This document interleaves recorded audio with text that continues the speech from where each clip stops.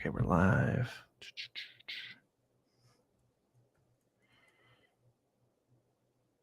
Okay. Do you want me to tag you under, or do you see it like on my profile? I'll just tag you.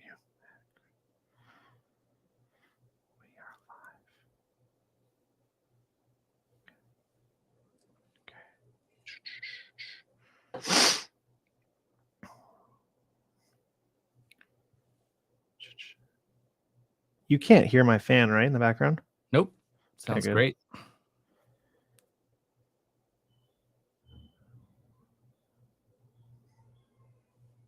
Just send it out.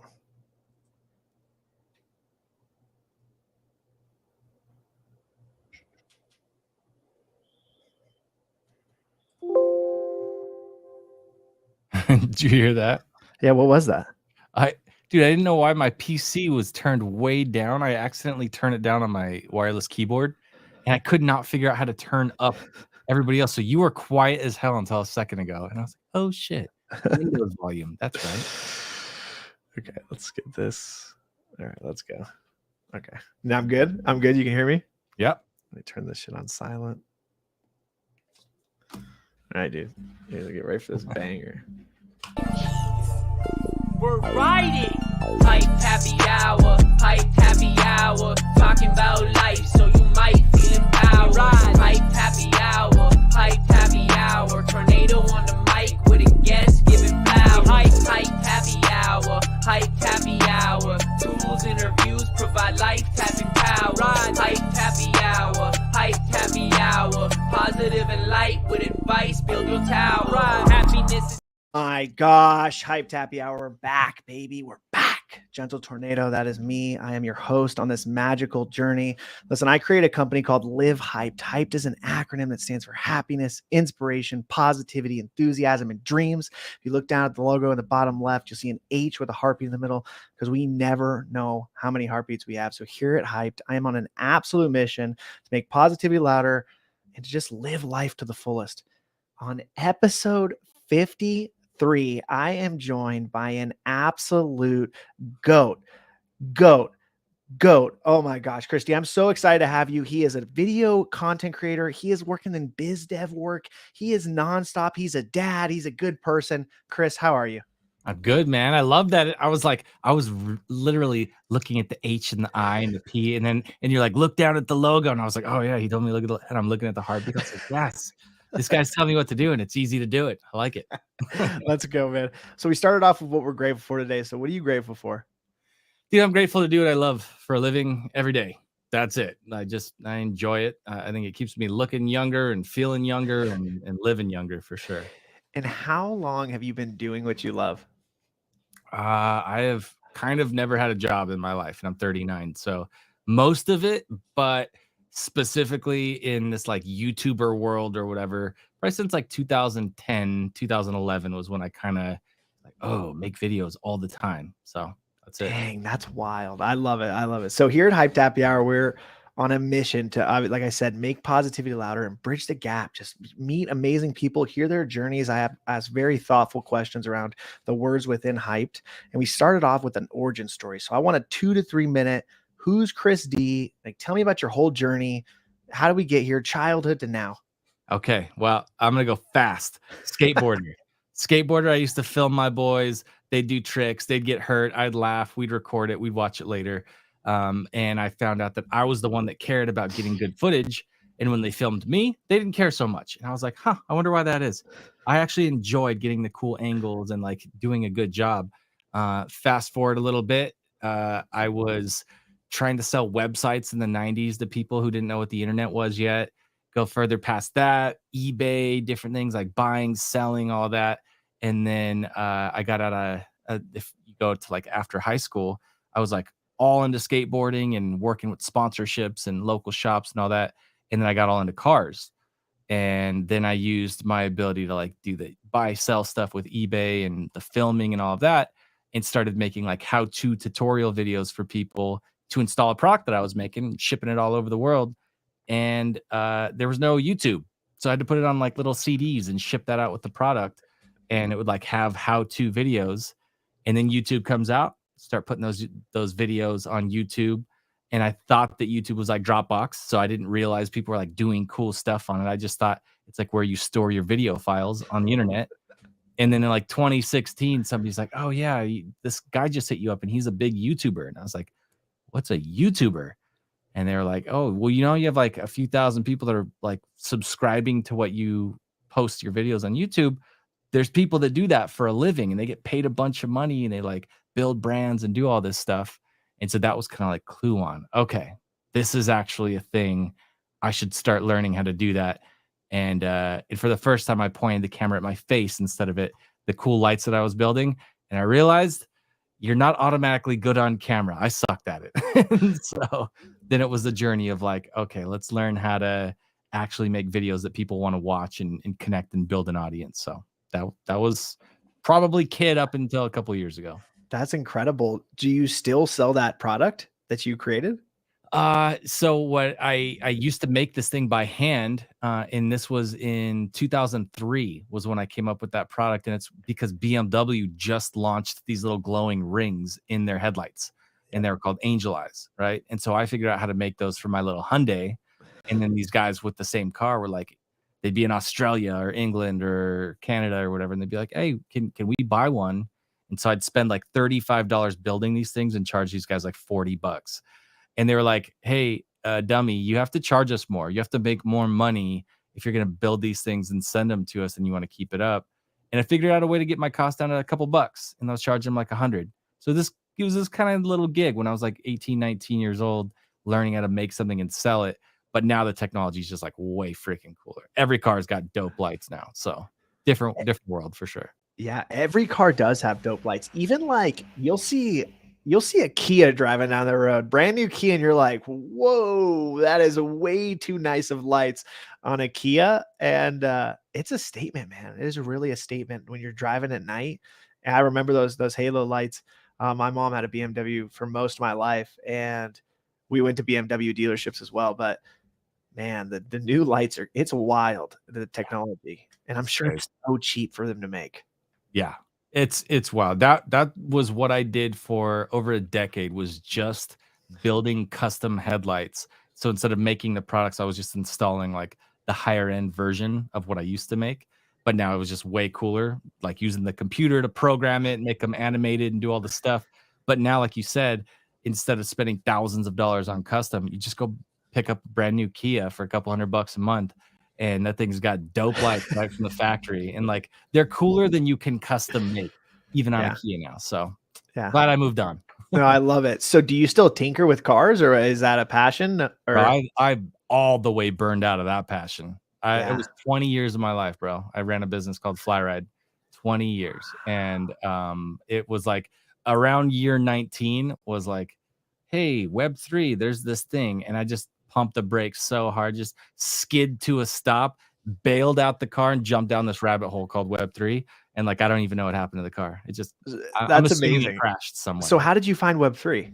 A friend that I met on Clubhouse, because we used to talk about YouTube and like content creation on Clubhouse. A friend, her name is String, and she launched a project called Chubby Corns in 2021.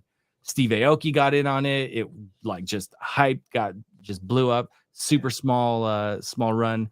And then she did a second collection. She'd raised like $6 million by the end of the year. And this was in between like 6 months of me not having talked to her. And she hits me up and she's like, "So have you like looked into NFTs yet?" And I was like, "No, like I can't care. I'm trying. Gary Vee's talking about it. I'm annoyed. He keeps making videos. I don't know what the hell he's saying. You know, like I'm disconnected. I don't like it."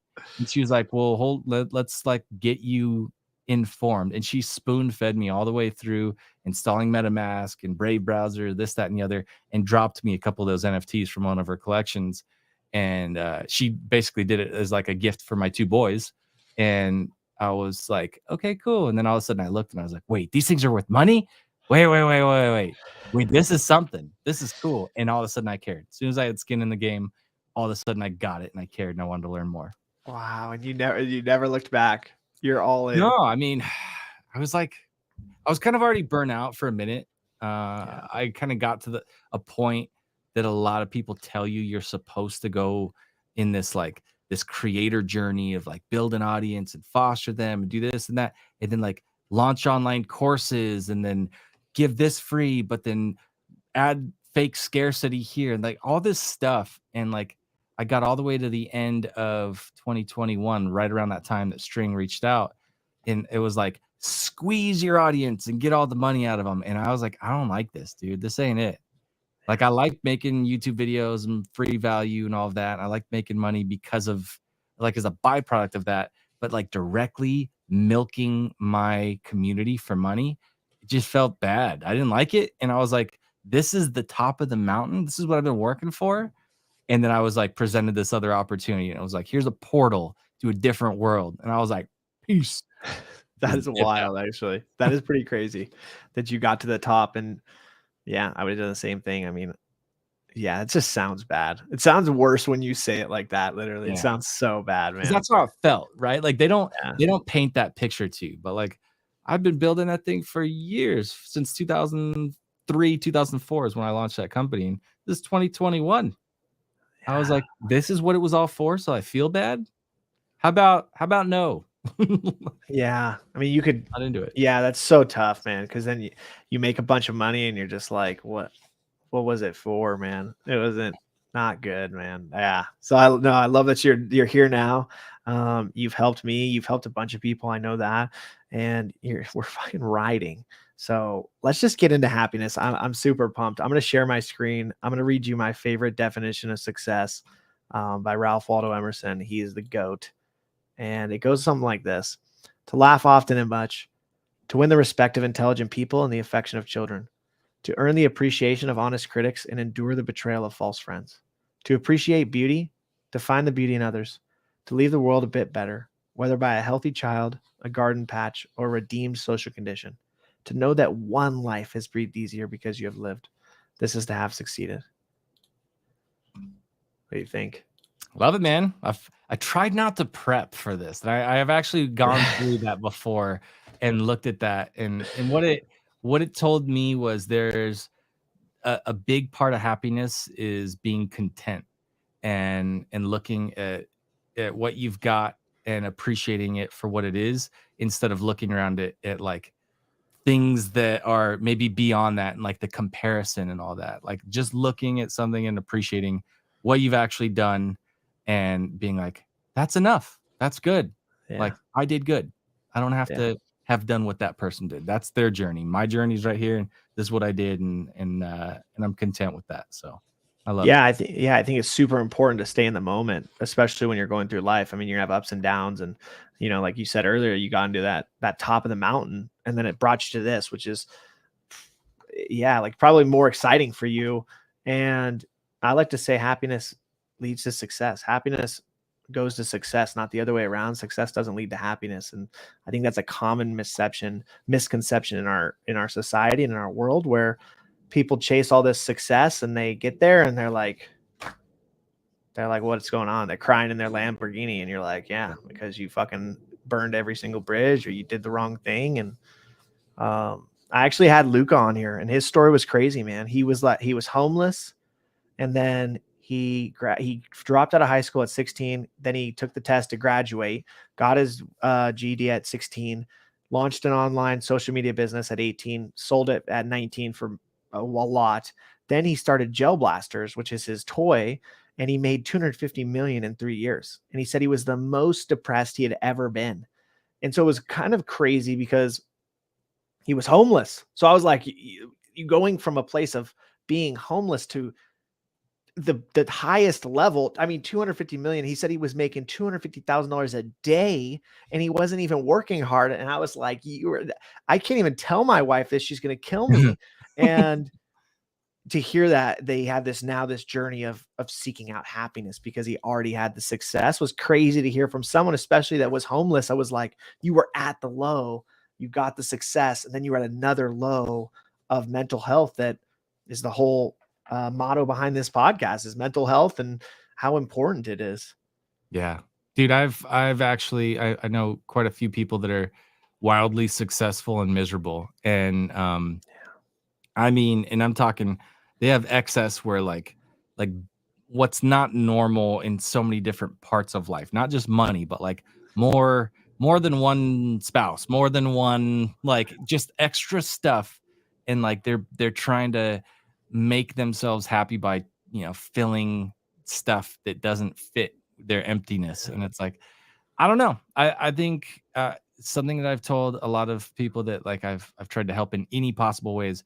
If you want to get help, make sure that the person that's helping you, if you're trying to model yourself after something, make sure that the person who you think is successful is living the kind of life that you want to live. And like, not that there's something massively out of balance on one side, because somebody's going to give you advice all the time. But if you don't want to be them, you probably don't want to take their advice. So look at how they actually are. Like, look at their personal life. Did they destroy everything to achieve financial success? Or, are they pumped and they don't have much and that doesn't actually appeal to you because you're trying to do something different? Like, everyone wants to give advice, but I always am like, just make sure in this world, this barrage of advice coming at you a million miles an hour, like make sure like go a few steps deeper than that and be like, is the person giving me this advice miserable? Because Yeah. maybe I shouldn't be taking advice from miserable people, Yeah, no, absolutely. That's so true. And at VCon, Eric Thomas said, "Go where you're celebrated, not tolerated." And I was like, this is the line right here. And also, I met a few creators that are like big, big creators. Like, I couldn't believe that they were there, and they just could not give a fuck about the fans. And I was like, why are you even doing this? Like, Mhm. why are you making this content?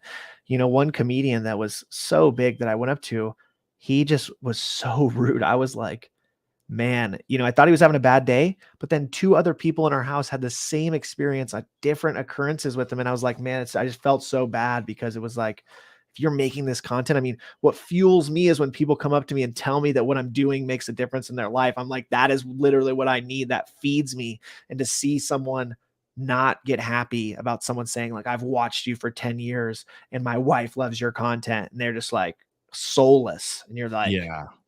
I don't even know what to do right now. So So feel bad for him, yeah, dude. yeah, Like, man. it's great. I think pedestals, not meeting your heroes, like there's so many different things like that we've been kind of prepped to understand. Like, there are things out there that you don't want to know. Yeah, Like, but it is what it is. no, that's okay. We're riding. Listen, the first question is, what is the happiest moment of your life? Um, man, I mean, I I got some real hardcore good ones. So, and they're definitely cliche. Like, I married my high school sweetheart. I've been with her since I was 17. Got Love it. married at 21. Yes. So that was super dope. I would say probably that when I had to like strike a wave. We actually share some similarities where family business, dad's like very much like knows his business and that's his thing. And like I tried to never be part of the family business, but I was at a certain point. But at one point I literally had to just be like, I gotta have nothing to do with this and go build my own thing and chase my dreams. Yeah. I was very much told, like, if you work for somebody else, you're a loser. And I was like, and then it's like, so you have to work for me. I'm like, what are you saying? What do you mean by that? Like, I need to be a loser or what? So that ended up to where I left. I did my business. I tried to do things with partners. Absolutely not. I'm not a good partner. I realized that. I don't know if I'll ever be, but I know that I struck out on my own. I was able to save up, do things with my own little business and buy a house. And to get that from my dad was like, I'm proud of you, blah, blah, blah, bought the house and all that. I would say, and that's like family, kid, wife, like that was probably the like, I'm happy. Like this, Yeah. I did it. And there's more to the story than that, but let's just say it ended a very rough period of waiting to get this house, this impossible odds, and then got it. And we moved in and dude, we've lived here for 10 years. We love our house. So that was probably a big one for me. Dude, okay. Now I have to hear the story. Like, you can't say this impossible journey. I live for impossible, Chris. So I need to hear it. I need to hear it. You could leave out some details, but I need to hear Oh, yeah. how you got this house. Open book. So I'd been working with the family business for a while, and there was this point where, and this is like 2010 3, 4. I just started my little business on the side, just dropped out of college, was like, this is dumb. They're charging a bunch of money. I stopped believing in most of the education that was out there because it was a big cash grab. And so I was like, all right, I'm gonna do my own thing. I'm gonna leave the family business and not work with them. I did all their like video and photo and stuff like that, even back in the day, and went and started this company. Now I knew that one of the things that had happened was we were supposed to be fixing up this house, putting money into it, and then we were going to turn around and flip it, take the money from that house, and use it as a down payment for our own, right? So that we weren't like under anybody's thumb or anything like that. Now the family business owned that home that I was in, and so as soon as I left the family business altogether, then they ended up getting in hot water that had nothing to do with me, and literally hit me up to be like, we're selling the house out from underneath you. And I was like, oh, and I kind of always felt like that was going to happen. Rug was going to be pulled out. So I've been at this house for years, and it was like, okay, well, I have a kid, I have a wife, I have a business now that I run out of my garage. Mom and dad, I'm moving back in. So we stayed with them until I could go show banks that like I made money enough to loan me something to buy a house. So that whole process where the house was pulled out from under us was like just after the financial, like the banking, the housing crisis and all that stuff. So everybody was wrecked. Nobody wanted to give money to anybody, but I was able to like run a YouTube channel and hang out with friends all day long and like work out of my parents' garage, live in the room above it with my wife and cat and my kid down the hall. And we were there for just about a year. And for some reason, by act of God, we worked with this badass broker. She helped us put like an offering on a house that they accepted. And here's the reason I was like, don't want to 100% get into it, not because I don't want to, because it's a long story. My parents decided to sell their house at the same time too. They sold it, and then we had nowhere to live again. And my wife, her family had built this like they bought a fixer-upper in Palm Springs, North Palm Springs. Basically like the ghetto. It's like not safe. It's not Palm Springs. It's called Desert Hot Springs. Oh, man. And they had this house out there in this massive heat wave. It was empty and dirty and gross, and it had a swamp cooler, no AC. It was 120 degrees outside, thick, gross carpet, and the swamp cooler that just packed moisture into this thing. So we go from living with mom and dad, it's nice, to got nowhere to stay, moved to the desert. This was literally like biblical bad, not okay. Living in the desert. I used to have to buy 5-pound ice blocks, climb onto the roof, stick it in the swamp cooler, and then we'd wet and freeze our sheets so that we could go to sleep and actually go to bed and not be just miserable. So all of that happened, and then just absolute craziness. The bank's like, okay, we can do this, but now they don't want to sell to you. We had to put a Les Pens on the house so they'd sell to us. We had to force them to sell us this house because we were in the freaking desert trying to not die. And it all came together in this crazy, dramatic moment. And then and you asked what was my happiest? Bro, I had the keys to this beautiful home, beautiful weather, AC, everything's nice, no gross carpet, no desert pirates, no like bad. And I just got to work in this beautiful home, and like, bro, that was like the dream. It was like deliverance from, like, it was the promised land for me. It was dope. So that was the backstory you asked about. That's unreal. I mean, listen, you've gone to the fucking depths of hell if you've climbed up on a house and you've put ice blocks in a swamp cooler. And I don't care what anybody says about you. That's fucking unbelievable. And I love it, man. I literally, the journey, man. You know what? We've talked about moments on the podcast, and that is a moment that you can always turn back to, man. That is such a moment. And we're going to talk about moments later on. So I shouldn't even said that because I'm fucking fired up. But the second question is, and I'm glad that you did a little bit of back work on see what I asked, because I changed almost all my questions. Yeah. So really excited. How do you believe that gratitude contributes to the pursuit of happiness? I think that it has a lot to do with the journey and realizing, man, I've been in a position so many times where I'm just like, I know right now things are so hard. They're unbelievably hard. But I also I also look at it like a lot of this too is striving for something is it feels good. I think when you brought up Luca's situation where like he didn't have to strive. He was there, he had it, and it's like the game wasn't fun. I think that the journey, Gary talks about it a lot. I just firmly believe that like if you're working towards something, you can really pump your heart into it and your effort and feel good about yourself and how you spent that day. And the example that I give my kid is like I would never want to scratch a lottery ticket and get $1 million unless I already had a ton of money in the bank. And I'd be like, dope, freaking, let's go buy something. But Yeah. if that was my breakout moment and I couldn't replicate it, and it wasn't because of being just like absolutely working towards my dream, then I would feel like it would be deflating. And so I really believe that there's so much joy that can be had in the struggle, in the trenches, as you strive for the things that kind of give you meaning and all that.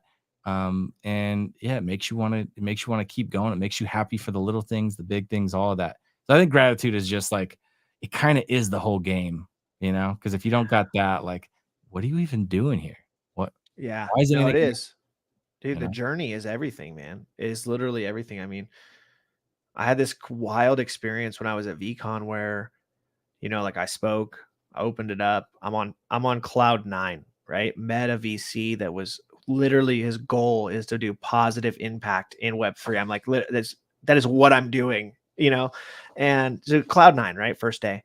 Second day, I get to see Gary, right? And I've never had like a thoughtful conversation with Gary. We've never had more than 45 seconds, right? And I'm just like my expectations were so high. I mean, this is someone that's literally changed my life, right? And so I met him last year. I cried. It was incredible, right? And I was trying to bring him down. I was like, I'm gonna bring him down. Like, I just fucking opened VCon. Like, I got some credibility, right? And I just like couldn't bring him down. So like I had these crazy expectations, and it's like when we talked, it was like 30 seconds, and it was like he had no idea who I was. And I was just like, Mm, after that, right? I got a line and I was like super upset. Then I right. was like, maybe a couple hours later, I voiced that to a few of my friends because I wanted to get it out. I was like, I'm self-aware enough to Yep. know that I'm fucking upset about it. And it was just like, I've literally done nothing that I've ever done for Gary. So why could I be upset? Like, he's not judging what I'm doing. Why am I judging the fact that he might not know who I am or whatever? Even if he does, it doesn't matter. And it was like a crazy, like, I don't want him. Like, if anything, I'm striving to get a 15-minute meeting with him so that he's investing in my foundation so he can change teenagers' lives. Like, that's the goal, not fucking him knowing me for whatever. Like, Right. that's my mission. And so, yeah, dude, the journey is like, and it reminds you, it keeps reminding you, kind of like when you got to the mountaintop, like it keeps hitting you, like, you just know, like, do this different journey because this isn't what you're supposed to be doing. And it's fucking Yeah. wild, And it man. doesn't stop. Peaks and valleys, man. Yeah. That is that like when they talk about the journey, like they're not like, oh, it's gonna be really hard. You're gonna go from here and then you're gonna end up there. And that's the journey. Like, no, the journey is like you're down, you're up, you're down, you're up, you're happy, you're freaking just devastated. Like it's all of it. And I mean that like what a blessing that we get to have all this different stuff. If it was all just flat and like you knew what to expect everywhere, that would suck. That'd be the It would worst. just I don't know. I couldn't do it. If I'm not challenged, if I'm not up and down and all the different, sideways, um, I don't know, man. If I feel like I'm sitting still, I freak out. I Yeah. just freak out. I'm like, Yeah. this isn't good. Like I think they say sharks, there's certain types of sharks that like if they're not moving forward and the gills aren't getting like fresh movement through them, that it'll suffocate. So I'm like, if I'm sitting still, I'm suffocating.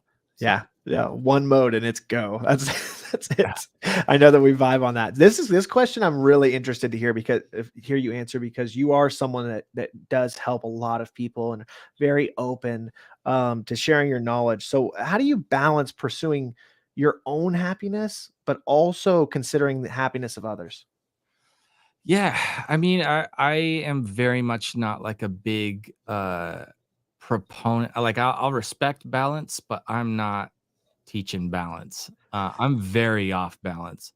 So I'm a bit of a racehorse, and I think that means that I have to be as aware as I possibly can be of the people whose happiness I value the most. And this is the weirdest thing to say, but I'm like, I'm just not the nicest dude by default. Like I choose to be nice. And it's actually like it is, I have to be intentional about kindness and stuff like that. Not because I'm just like the biggest asshole or like I'm jaded on life or whatever, but I'm like, I don't know, by default, I don't think that everybody is like, I don't want to say it. Like, I don't want to say No. It's deserve great. happiness, but like at the same, or they don't deserve kindness, because everybody truly should be treated with kindness. And I think I know that in my heart. I know that by like just walking down the street or going to the grocery store or whatever, like I'm nice, I'm smiley, and like unless I have any reason not to be, and it's not like I'm a hothead or anything, but I literally have to make it a conscious decision to be nice to people. Otherwise, I won't be. And like that's actually self-awareness says like that is what to work on. Be kinder to people just because even if they don't deserve it. It's like I'm a Christian. I also have that side of things too, where I'm just like, they don't have to deserve it. I should still be kind to people. But having said that, there are people that I value their happiness massively more. My wife, number one, she puts up with me, dude. Oh my gosh. So full of myself as it is. She has to listen to me yap about business and stuff that has nothing to do with anybody but me. And she's always got my back, and she's always like ride or die supporting. And so if she's not happy, it literally doesn't matter about anybody else. Like nothing's gonna work, nothing's gonna move forward. So I'm oddly enough, like I'm so out of balance that like I value my happiness so sky high over most things. I'm like, if I'm pumped, if I love what I do, if I go after my goals, if I do all these things and I'm lit up in life, um, then I can keep going and just absolutely race horsing through this all. But the caveat to that is like not causing damage everywhere else. So Yeah. that's a long way of saying I'm a terrible friend. Like, put it that way. So I love it, right? So I'm a husband, then I'm a father, then everything else is underneath that, right? So I agree with you completely. Like if my wife's not happy, like nothing that I'm doing literally matters in my life. Same then in my kids, right? And I think the power in what you said is the self-awareness, right? By default, like might be shocking, but I would love to be rude to people that might say some crazy shit, do some unethical stuff, are negative every day, complain. I mean, I cannot stand when people complain about anything. And it's almost more amplified in maybe your closest friends or not. Maybe not now. I've eliminated those friends, but like maybe your family, right? Family's tough because a lot of family complains. And it's like I have to consciously lean into that, and I've done that, and right, and that's how I've become so positive and grateful and kind because I always know like I wish I could go off on someone, but it's just not. It's just not. Oh, it's just never the best decision. Yeah. And yeah, like you said, like I'm Christian as well, and they deserve kindness, and it pushes you to be better. And the fact that you know that pushes you to be even more better. That's not even right. I don't More fucking say it, better. but Hey yeah. man, more better's more better. Listen, all I do is ride. I'm not a fucking English teacher, but listen, the last question is how has your perspective on happiness evolved or changed over time? Ooh, love it. Okay, I've got a buddy named Benji Travis. He is just a badass YouTube guru, family vlogger. Guy's like the most talented vlogger ever. He's so himself all the way through. Benji, I love you, man. I'm gonna send you this. Let's go. I had a conversation with him one time, and he gave me this really interesting perspective on what he's after as far as like what he wants most of all. And he said peace. And I was like, huh, because I'd be about positivity and being happy and all that, and the pursuit of happiness and all that. He's like, happiness is great, but like if you have it, if you're happy, if you're stoked, but then like real wrecked stuff happens to people that you care about, or somebody has like they're going through it, like you can't control other people. So if you have a family member that goes and does something that sucks, like they made a bad choice, or just something, disease, like you think about so many things that are out of our control.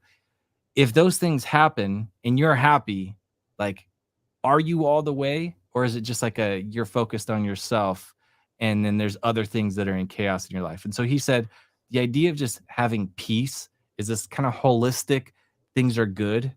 And just like, that's what he cares about more than just like, I'm up. He's like, I just want to be at peace. And I'm like, oof, Benji, wise man. I love that guy. That is, yeah, that's, I don't even say anything. I don't even say anything. I think I'm rethinking my happiness levels. I mean, to be honest, yes. Shout out Benji. What did you say his name was? Benji Travis. If you've ever seen Think Media, that's Sean Cannell. Sean Cannell and Benji Travis are best homies. So they've done a channel together called Video Influencers. They're just like, yeah, they're and then I think it's Judy's World or Judy's Life is Benji's wife. She's just massively YouTube famous. So cool family. First of all, Benji Travis is one of the best names I've ever heard in my entire life. So that guy has won already. He has a leg up immediately. Fuck, that's all I gotta say. Listen, we're gonna move into inspiration, and the first question is probably one of the best questions, and it's what is one lesson in your life that you've had to learn the hard way? All of them. Like, I think wow, one that I've had to learn the hard way. I'm just trying to think of a really solid one. I think this will hit with you too. Expectation is just like such a dangerous thing to use against yourself. So what I mean by that is I've had some friends that are like hugely successful YouTubers, right? And they got the millions of subscribers and all that stuff. And I would think that like all I have to do is like get in good with these guys or like work with them or make videos or whatever. And then I just lay out all this expectation of what I thought would happen as a result. That is called a brick wall, and expecting it is called bashing your head against a brick wall. And so that I would say is like one of those learn the hard ways of, and also the partnership. I think that falls in the same thing where if I just work with this person, if I just do this thing where I'm being tolerated, right? Then the payoff is going to be worth it.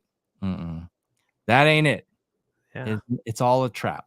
It's all a self-imposed trap, and you're setting yourself up for failure with that. So those are things that my wife's had to watch me and be like, babe, like, no. Don't put out, no, you're just against me like a bozo. And then she'd be like, all right, and just watch me just bang my head against that brick wall. And like, you always lose that fight, by the way. So you always, anytime I question my wife, I'm like, what am I doing? Like, why am I questioning her?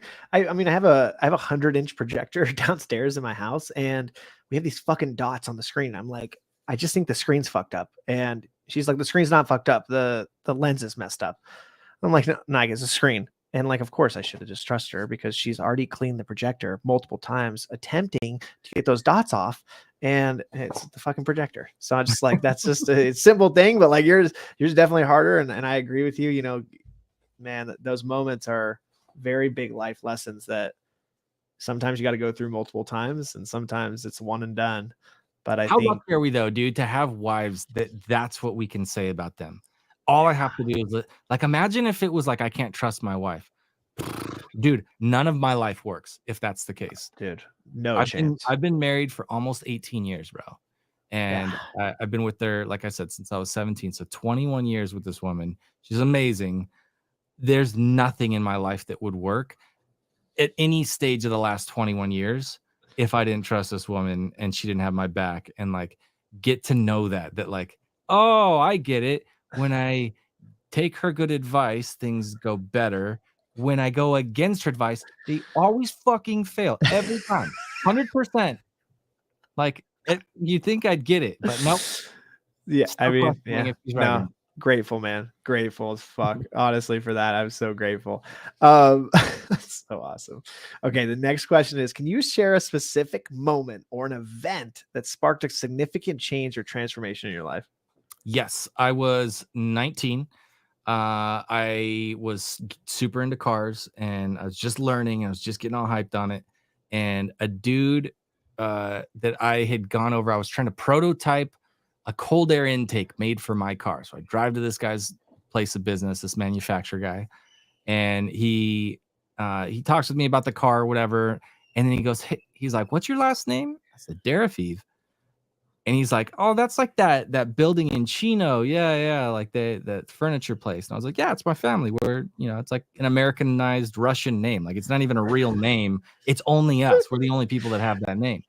And he's like, "No way. So you guys make those, like the poker tables and stuff?" He's like, "I was gonna buy one of those." And I was like, "Dope. Well, like I could probably, help you out and try to, make sure that you get the best thing and see if there's anything I could do for you." And I kind of brokered this little deal where like I just gave this dude a killer deal on this table. And that's all that it was. It's just a family business that I wasn't even really like super involved with much. And the guy's like, "I'm really impressed with how you did all that." He's like, "Have you ever thought about being a reseller of automotive products? Like, he's like, the resellers make all the money. You did such a good job with that. Why don't you just buy or sell the cold air intakes that we make, and you just be like a reseller and just, set up a website, blah, blah, blah." He's like, "You'd be great at it." This stranger, I didn't know him. He just gave me this tiny little nod about like, and like only because I gave him a deal. I don't even know if he meant it. It doesn't even matter. It's the fact that he told me, "Oh yeah, you did great, young guy. I'm this older, successful business guy, just giving you a pat on the back. I think you'd be great at this. You should do it." And I literally came home and told my mom and my dad. I was like, "I know what I'm going to do. I know it. I'm going to start this business. I'm going to just do this automotive thing. This guy said that I was good at it, blah, blah, blah. I can do it." And like, literally, that's what Flyride was. That's where that came from, was that guy telling me I could do it. So like, Yeah, here it is. That's wild. That's freaking wild. Did you ever did you stay in contact with him? And he like caved, went out of business. I like looking at him a couple times. Like there's a couple guys like that in my life that I have like reconnected with one of them. But that particular dude's name was Andy Vasquez. And I don't know where he went. Yeah, no, that's amazing, dude, man. That's interesting. Like it can take one time for someone to just instill that faith or just to genuinely tell you something like that can completely change your perspective and give you that push that pushes you till now. I mean, that's pretty wild, dude. That's sick, man. I love that. What is there a particular quote or a mantra that serves as a source of inspiration in your life? I don't have like a go-to. There's not like a particular one, but I'm just like a big fan of daily proverbs. So Okay. I think I kind of like, it changes up depending on the day. So it's like there's a proverb for each day. And I'm a bozo and I mess up all the time, and like I cuss like a pirate, and like I'm not this like be like me, holier than thou. I'm just like, I'm messed up. That's why I believe as I do. I love the iron, as iron sharpens iron and all that. There's a good one that I need to remember, but it basically says, like, look at this dude who, and it doesn't say dude, but look at this dude who's skilled with his hands. He'll work before kings, not for obscure men. And I'm like, oh, let's go. That's like, all right, be good at what you do. You will get the attention of the people at the highest level if you are skilled at what you put your hands and your mind to. So like that kind of stuff hits with me. And so I don't have one that I live by, but I love every time I read that. Man, the proverbs are so powerful. Like even you saying that, like my goal in the future is to be able to know what you're talking about when you say it. And me and my wife have an unbelievable church that we found probably 3-4 years ago. And we've now like surrounded ourselves with the best people there. And like, I'm very vocal about me cursing. And like, I was like, I don't think I'll never not curse. But I want to be the best Christian that I can be. And that is a big time goal of me. And I think surrounding myself with these unbelievable people, I'm like, I'm not even kind compared to these people. Like I'm not even an ounce of, there's no kindness in me when I'm around these people. This is the most insane thing I've ever seen. And I love that because it's like something to just keep striving for. And it's just like surrounding yourself in your life with other people that you want to be like and be surrounded with, and just, you surround yourself with positive energy and you're going to get that. And so I think we're on the same path there. So we'll be going, we'll know Proverbs like the back of our hand in the year. Dope. I gave us a year there. Did you see that? 365 days. So it's May 30th of 2023. By 2024, May 30th, we're Memorize going it. to You got 12 opportunities to read it and memorize it. and it starts tomorrow. June 1st is Thursday. We got till Thursday. So There we go. we will definitely be riding. Tomorrow's our day off, and then we start on Thursday. How do you okay, wait, hold on. How do you balance seeking inspiration from others but staying true to your own unique voice? This is something interesting because you've been in, like, I feel like you've already talked about a little bit of this, but I want to know how you find inspiration, even though you have maybe big people that you've been involved with. I'm always moving, dude. So I don't click up. I know it's how I was in high school. I know everybody, but I'm not like a maxi in any one camp. And you, I look at it like this. There's very often people that will uninvite themselves from your life by saying, at least with me, I hate to be told what to do. I'm the worst. Such a rebel skateboarder, ran from the cops every damn day when I was a kid. Was like, don't tell me who I can't help. Don't tell me who I can't be friends with.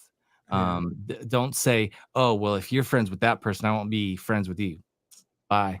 Bye, Felicia. Like, that is not a thing for me. Don't try to control me. I think being slow to anger is like, it's such a vibe for me because it's like, I'm not going to let you control me. That's actually the easiest way to lose, is just like letting people rile you up or being like quick to anger or anything like that. So I don't know, man. I think I think it's, for me, I just like to be able to navigate to different people, and I find inspiration all over the place. And I think when I'm things are getting stale, I start being like, oh, I need to feel creative. And if there's a big chunk of my story I haven't talked about in the Web3 journey where I actually like came on board with the company. I made a boatload of money. It was dope. And it absolutely snuffed out my creativity. I was miserable.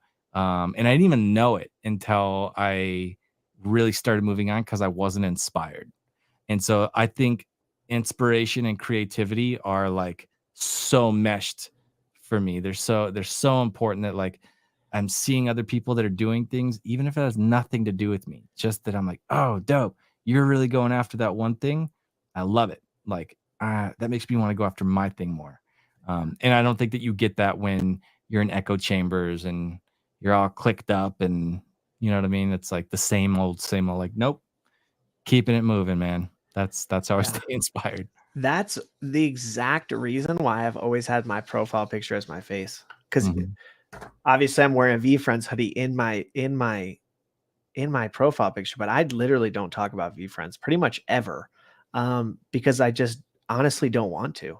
Like, and Gary says it all the time, like, don't tell people they need to buy the NFT. And it's like, I don't want to ever do that.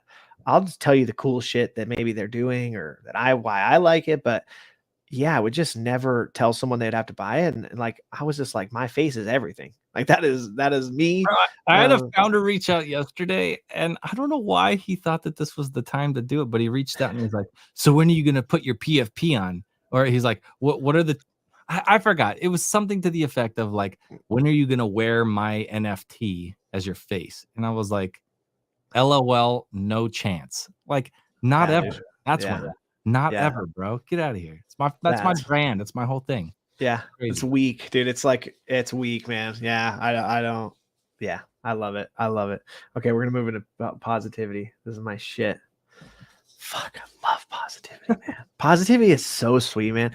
And when you realize you don't have to have toxic positivity, it amplifies your life times 1,000. I'm on a mission, man. Negativity is so strong. Drama, we've seen it in the space in the past week, 2 weeks.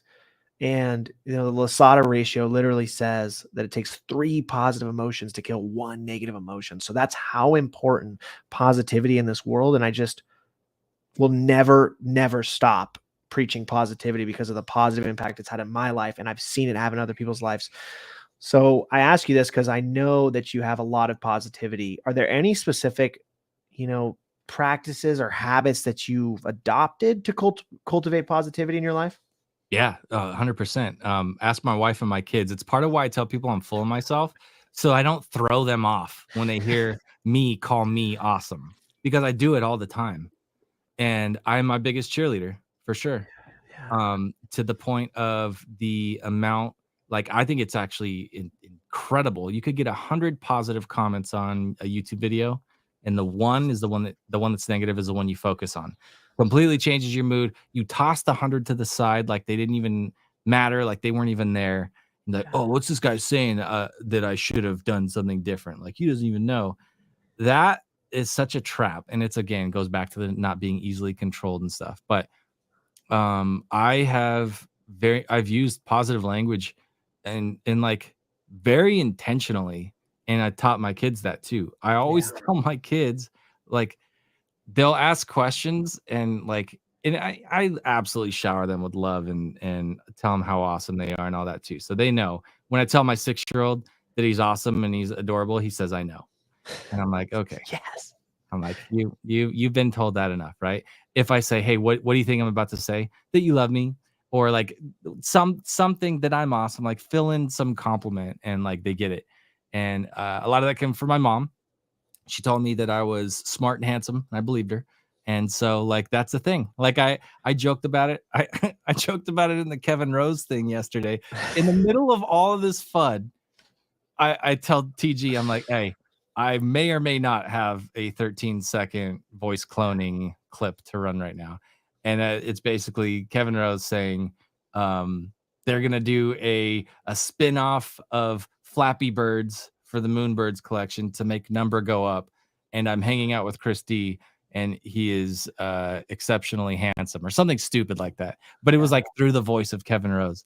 And I'm like, what a jerk to say that. But it is this positivity that I'm like, when I believe something, or I say it in the way that you use your language, like, you are programming your brain. So if I have that negative comment that comes in, I've already programmed my brain to believe this certain other thing that is positive. So I'm like, can't touch me. Or if a bunch of other people are telling me I'm like positive, I'm like, I don't even need that, because I already got it. Yeah. So, like, I'm not gonna go up because you tell me to get high on my own supply. I'm not gonna go down because you tell me that you suck, because I think I'm good. So I'm gonna just chill right in the middle. And it's like a superpower. It Yeah. truly is. The power behind being kind and being positive to someone that's being negative is the unlock. If you comment back to that one YouTube comment and you show them kindness and empathy, that look on that person's face is the fucking best thing you can ever have in your life. It is incredible. And I love my come up in this space was going into really dark fucking Twitter spaces with 500 to 1,000 people and just going full positivity mode, fucking Superman screaming, "We are riding." That was literally how I fucking grew my brand. And I just kept doing it. And you know how hard it is? Sometimes I would sit in a Twitter space with my hand raised for 2 fucking hours, but it was the opportunity. I was grateful for the opportunity. I was grateful to be able to fucking preach positivity because it was needed. It's And hard. It's the work too. Yeah. Like, I watch you guys, and that it literally, this has come to mind multiple times on like Saturday morning cartoons. I'm like, it is so much work to do the positivity side of things. It is zero work to do negativity. It takes no thought, no time, no effort. Just like blah, you just spit something negative. It just came out. But to talk to something and to invite people to come in and to be patient with them. I think about pastors and people that are preaching positivity like you are. And I'm like, dude, the amount of patience that you are stacking on yourself that is required so that you could sit through that and hear. And I hate to say it, but like trauma dumping and different things like that, like that's going to come in. And then other people are going to come in and be like, oh, you guys helped me out so much. Like, I love this. And it's like some are high, some are low, but like you're signing up to do work. Like, you are working to preach positivity. And I appreciate it, man. Listen, I don't do it. Respect it. First of all, I appreciate that so much. It means the world. And, you know, I had a call with someone last Friday that was a very, very big personality, has a nonprofit foundation. I met him at VCon. We connected, and I was like, we're going to work together. I told him, straight to his face, that we're going to raise $1 million together for our foundations. Well, anyways, we had a call, and, you know, he asked me, He said, you know, it's going to be hard to raise money. And I stopped and I said, you know that I'm launching a foundation for teen mental health. I was birthed in the dirt, dude. Like what I'm doing is not glamorous at all. I will get no clout.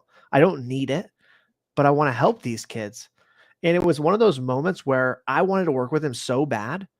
And he, you know, he said to me, well, you need to bring something to the table. I said, that's fine. I said, you know what? We'll talk whenever I can. You know what?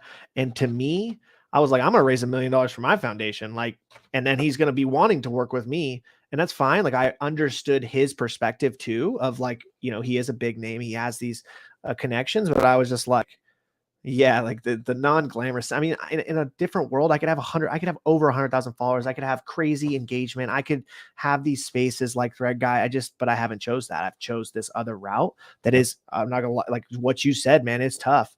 And I'm so grateful, especially when I'm in person with people, man. Someone comes up to me and shares their story with me. Like that is like, I have goosebumps right now telling you, like, that is such an honor that someone would trust me with that, like that I've made them feel safe enough to tell me about some crazy stuff in their life. And then I could offer any amount of whatever, inspiration, positivity, whatever it is to them. I mean, that's literally everything. It's huge. Yeah. Literally It's everything. like a massive responsibility. So like it's cool that you take it seriously like that too, because I know when you feel like a safe person, people will bring you this stuff that you better be a safe person because some of it's heavy, you know? Yeah. And like Yeah. that's pretty incredible. You know what I mean? So I love it. I'm excited about this. So this is an interesting question because we've talked about balance a little bit and now you don't have it, but I think you're very in touch with this. So how do you find a balance between acknowledging and processing negative emotions while maintaining a positive mindset? I'm trying to think who said it. They were so smart. But they said something along the lines of never make decisions when you're tired, you're hungry, you're intoxicated, or something else that was smart. And it makes a lot of sense that if I've had a day where I'm just, dude, things are not going my way, then I'm like, I just need to get to tomorrow. Like I just need to, before I make this decision, before I pull the trigger and whatever, am I frustrated? Like right now, I'm frustrated with somebody that I do business with, right? But I'm like, I'm not gonna go emotionally act out because of whatever. And I'm multiple days into being aware of like, gotta make a decision, gotta handle something.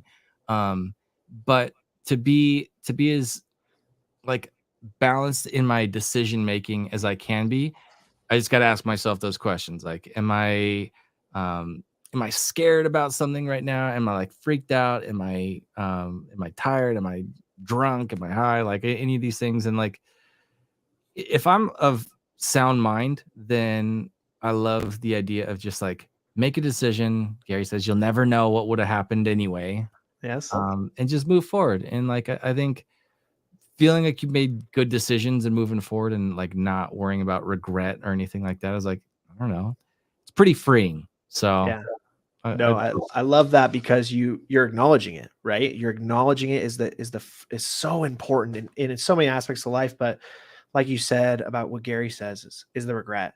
I feel like one of my core missions is just not have regret. Like when I'm on the deathbed, that is like drives me every single day, is to just not have regret.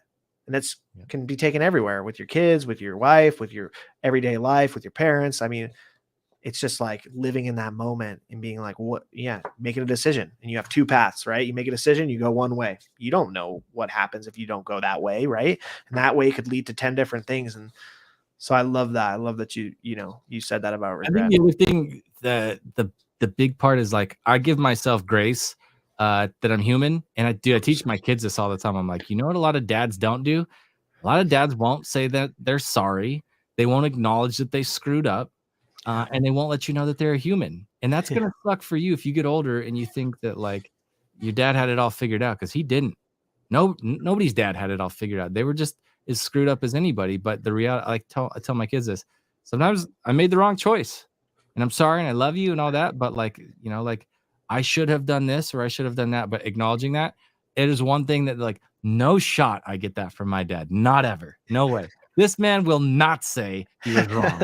Nope, not happening. Yeah. So, and I look at that as just like I think it's a strength. I Yeah. think when you've pissed off a customer and you did something wrong and you tell them, this is what happened, this is where I screwed up, and I'm not making any excuses for it, and I apologize for it, and this is what I'm doing to make it right. And if they want to just continue to pour salt in and grind and tell you that they're mad or whatever, you're like, I'm good. I covered the bases. I hit all the things I need to hit on. Now it's just this game of can they piss me off or not? And like, I'm not letting it happen. I'm not taking the bait. You know what I mean? No, I love that. Accountability. I think it comes down to accountability and being a father. Yeah. I mean, yeah, you have to take accountability because that trickles down to your kids. And we have such a lack of accountability in our world right now. It's Yep. like, I'm going to overemphasize accountability, and nobody knows how to be a dad. Like, no one knows how to be a parent. You could read 1,000 books. You could have had the best parents. It don't matter. It does not matter. You're going to learn every single day, something new every day. And that's one of the most beautiful things about being a parent, is being able to take accountability for those things, that because that translates to so many other places in your life. I freaking love that, dude. I love that. Okay. The last thing under positivity is I want to talk a little bit about toxic positivity, because I think there's such a common misconception around positivity when people say toxic positivity. Well, you can be an incredibly positive person, but still realize that life's not rainbows and unicorns. And so the last question is, in your opinion, what are some misconceptions people may have about positivity? I know my wife has taught me a lot about this specifically, that and I love this word that I didn't ever hear, or this phrase, until Clubhouse, but it's holding space. I love that. My wife was one that if you just told her it's going to be okay, she'd be like, fuck that. I'm upset. Don't fucking tell me it's going to be okay. Like, she was met and you're like, dude, I thought I was helping. My bad. In her world, it was dismissing how she felt. And she's like, I need somebody to say that sucks. I love you and I'm here for you. Yeah. And like, I get that. And I'm not necessarily like, that's not my particular way, but that I understand that everybody coming up, oh, it's okay, sweetie. It's okay. It'll all be all right. It's like, maybe it won't be. How do you say that when you've lost somebody, or when there's like some irreversible thing that's happened? Like, it'll all be okay. Like, listen, I get it. And I get that the motive to make somebody feel better is like, you're doing it because you feel a certain way. But I also realize, are you doing it for them so that they feel better? Or are you checking a box so that you feel better? That is something that I've learned a lot when it comes to even sometimes apologies. Are you apologizing for me, or are you apologizing for you so that you like get off the hook and that you're good to go? So I think positivity sometimes can be attached to selfish motives, and it's a little deep, it's a little heavy, but at the same token, like, I get this idea of like, don't tell me it's all good, because like right now it's not all good, and I need for you to support me in that. Like, it's okay that I'm hurting and feeling bad right now, and just be here for me and hold space. That is not my dumb man way of thinking. That is definitely from my wife. Yeah, no, I love it. I love it. Hold space. I like that for sure. And being there, support, man, is something that is interesting, especially in this space. And I know that you've seen it from 4K, but people show support in so many different ways, and you can in so many different ways. And when you see true support, that is like truly what matters. And so many people pretend to show support, but just you could do so many different things and truly caring for people. And that matters. Like, that matters. I saw someone tweeted something today about making, I think it was TG actually tweeted something about founders need to be front facing everywhere on Twitter. Like, their social clout needs to be up there. And I just didn't agree with it. I just posted under, I said, listen, man, like, I got one of the smallest accounts here, and my brand is one of the strongest brands here, without a doubt. And that's a testament to the connection that I've made with people. And you can't recreate that. And literally Eric Thomas said it at VCon. He's like, you can't replicate me. You can't replicate the passion that I bring. And that's for everybody. Everybody's got their own thing that we can't replicate. And just, yeah, holding space, man. That was fucking beautiful. So I don't know why I went on that tangent, but no, I get it, man.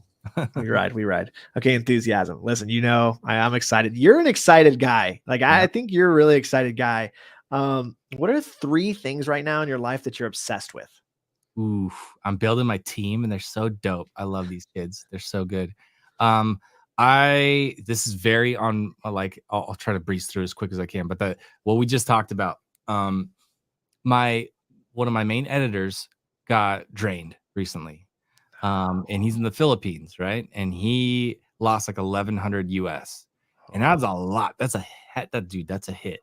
That's a big hit. That's what it was, his cushion to feel like, okay, I can make more, but like I'm good. That was like supporting his family, food on the table, young guy, right? Like, so that was big. That was a big thing. And because of that, rough situation, the guy hit me up and he was just frazzled and having like, what am I going to do? What am I going to do? And I was like, dude, let's like we'll put some stuff into action. But like the best thing right now is like, feel it. I get it. It's going to suck for a minute and let's talk. But like, we're going to do things. We're going to actually make this, like, make it right. We'll get you whole, right? Without me being like, oh, here's $1,100. Like I didn't have it. So the reality was that because of his thing that he went through, and instead of just being like, it'll be okay, I was like, hey, why don't we do this? I know I need to grow my team, and I know he interned for me for like a month and just did a bunch of work, and I taught him a bunch of stuff. I charge people to teach them stuff, right? Like that's me. One-on-one time for me is important, that like I use my time wisely.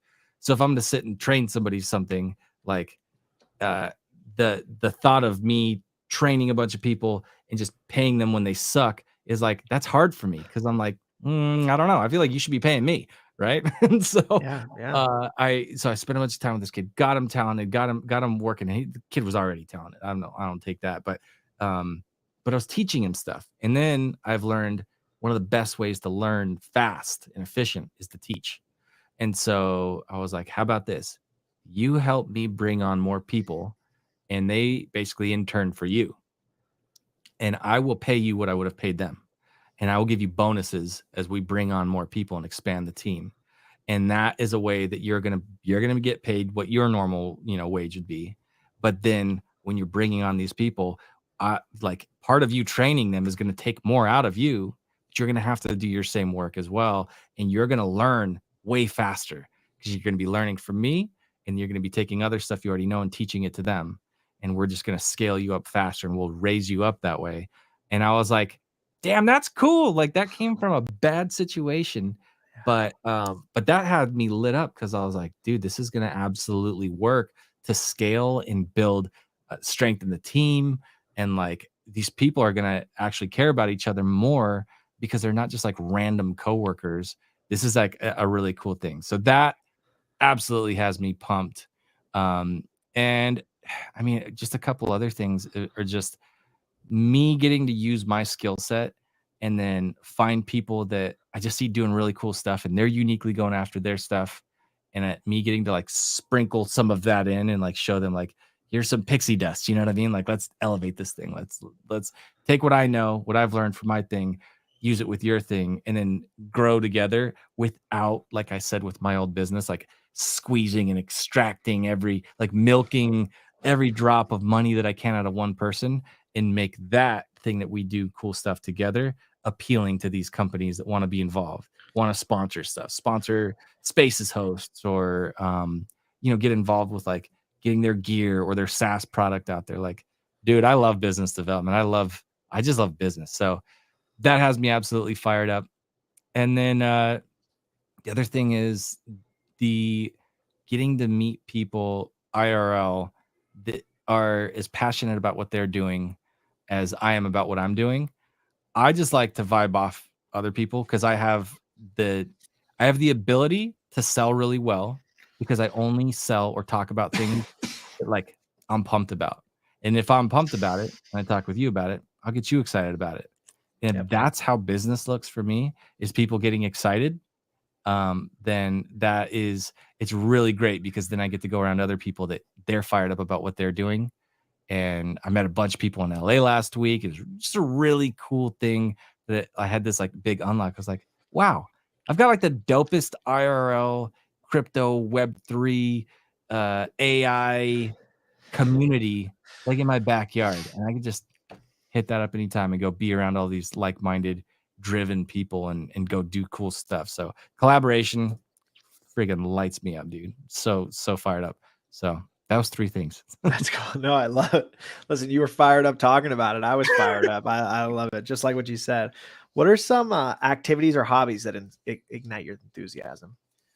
I still absolutely love boarding, snowboarding, skateboarding, all of that. And I mean, I think it's one of those things I have to be at least cautious enough. Just right before COVID, I was just getting back to skating the 6-foot half pipes and doing like I was going out there and I was going after it. And I was so excited that was going to be like kind of part of my story again.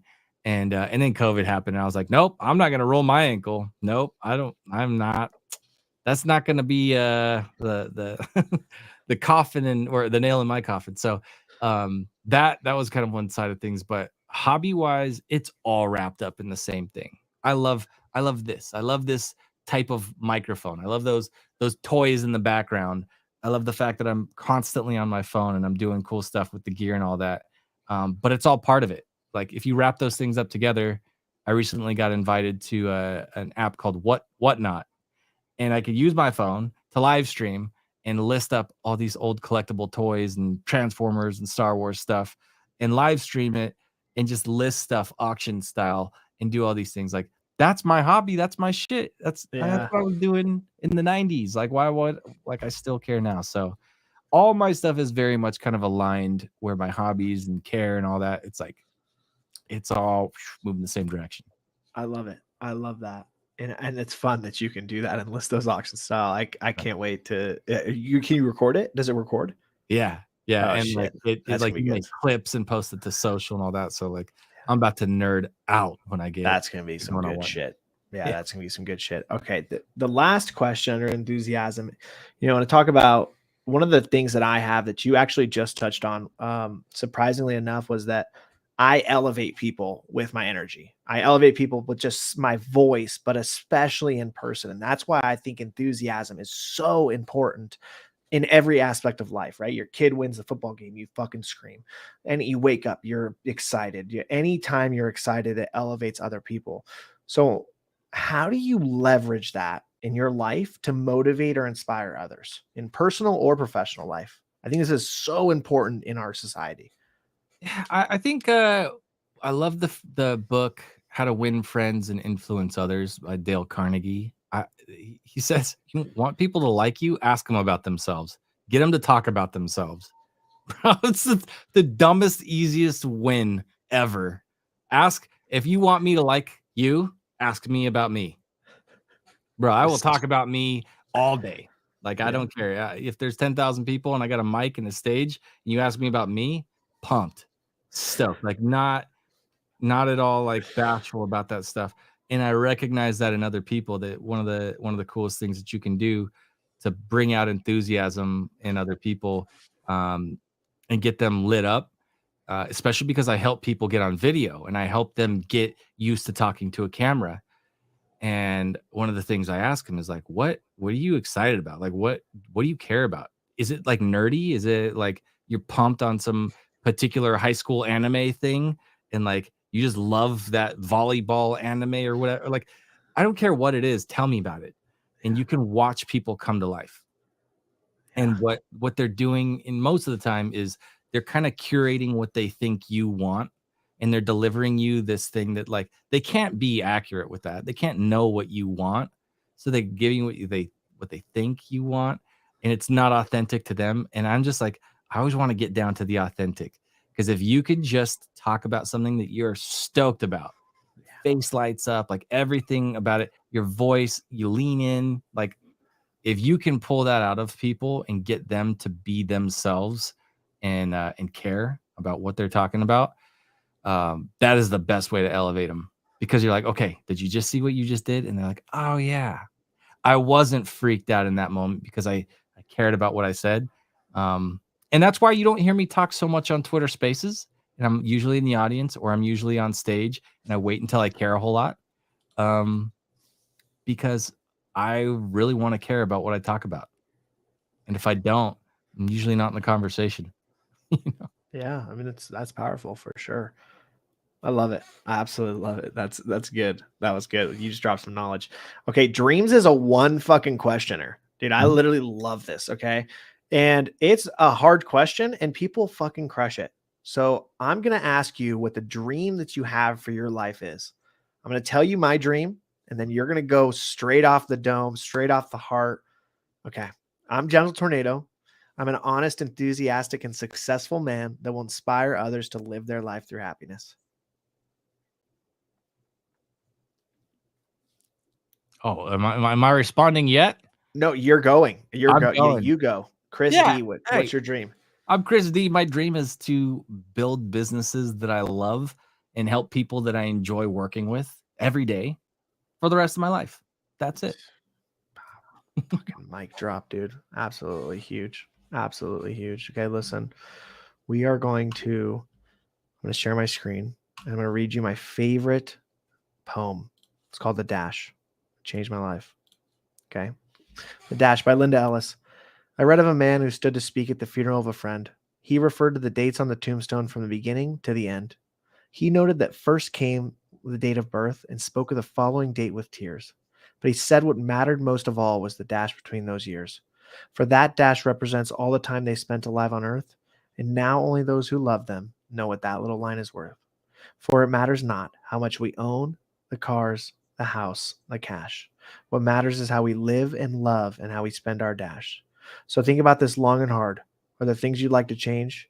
For you never know how much time is left that can still be rearranged. To be less quick to anger and show appreciation more, and love the people in our lives like we've never loved before. If we treat each other with respect and more often wear a smile, remembering that this special dash might only last a little while. So when your eulogy is being read with your life's actions to rehash, would you be proud of the things they say about how you lived your dash? Love it, man. That's it. I think that dash to me kind of looks like the H with the little heartbeat. It's like that dash goes through, but you got your peaks and valleys and all this stuff. And I'm like, man, my whole thing is just go, just absolutely go for it. All the things. So one life, dude. We got one life. That's literally it. One life. We got one opportunity. That's so funny that you said that. You're the first guest to say that. As the whole motivation behind the heartbeat was the dash. That's it, man. Okay, listen, this how we wrap it up is you get to leave the audience with one comment. It could be fucking anything, and it can be one question. Okay. So the one comment is everybody does something really cool. Everybody is special in a certain way, and everybody has value, whether it is something that a lot of other people talk about. It's not them talking about it. When they say whatever it is that they're going to say, they look a certain way, they sound a certain way, they bring something unique to the table. And that is needed for so many people to hear them specifically. So my question is, why aren't you sharing that thing that you have that's unique about you with everybody else? That's it. Let's go. Listen, this has been Hyped Happy Hour, episode 53 with my man, Chris D. Absolute knowledge he was dropping. Do me a favor, guys. Subscribe to the channel. Let's spread positivity. Let's make it loud. Let's change some people's life. If you got any value, just share this. Chris, thank you for coming on. We're absolutely riding. Love it, man.